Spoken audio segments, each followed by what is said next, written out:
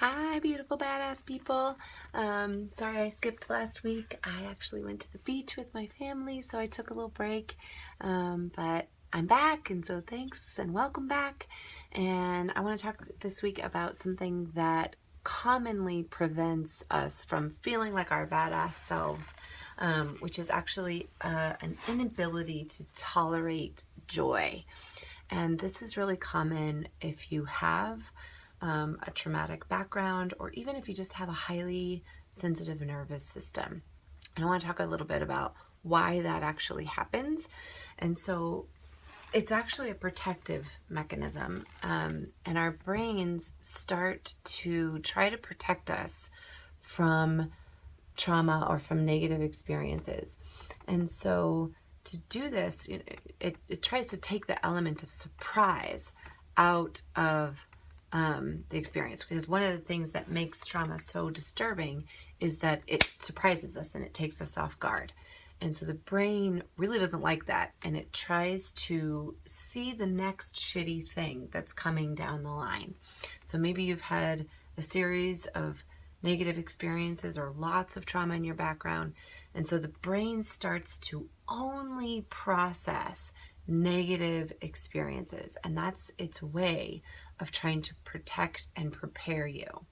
And so it starts to only register and process negative things so that it can prepare itself. It makes it feel like it's preparing itself anyway for the next crappy thing. And so what that does is that it actually creates the story that I'm a piece of shit, or that I'm doomed, or that I'm just bad, or that there's something wrong with me. And then we filter all of these life experiences to support that story, to support that hypothesis. We start to look for evidence to support that. And that's actually also protective, because it gives us this false sense of control. Like, if it's about me, then there's something that I can do to change it.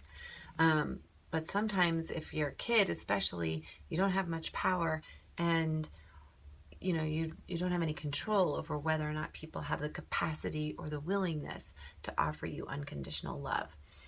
So we start to go, well, maybe if I can do something to change it, then I will get that unconditional love and acceptance. But the people around us might be toxic, or have abuse themselves, or just don't have the capacity to offer us that.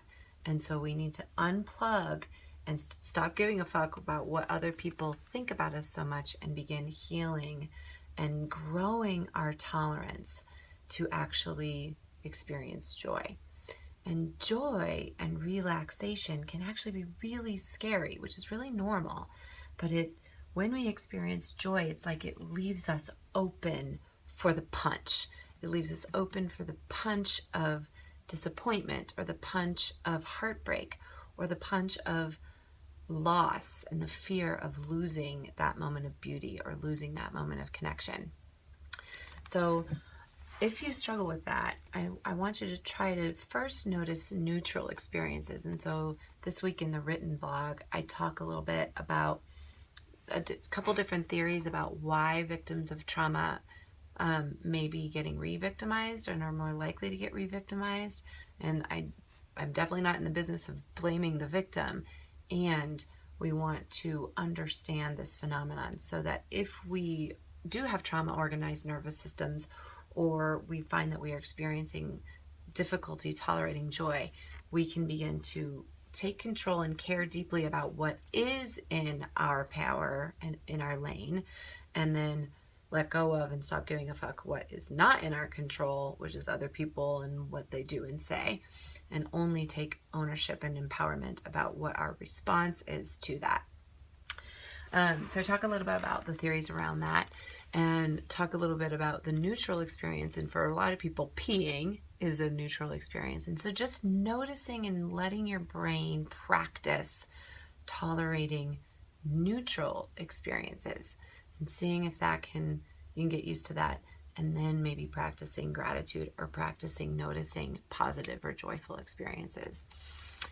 So I hope that is helpful, and I look forward to seeing you next week. And check out the blog at cultivateyourinnerbadass.com. Thanks, guys.